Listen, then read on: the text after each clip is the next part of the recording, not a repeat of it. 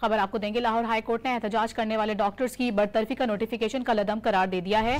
हड़ताली डॉक्टर्स को फौरी तौर पर बहाल करने के अहकाम जारी किए गए हैं। मजीद बात करेंगे, डॉन न्यूज के नुमाइंदे मियां शुएब हमारे साथ मौजूद हैं। शुएब, मजीद तफसीलात बताएगा इस हवाले से।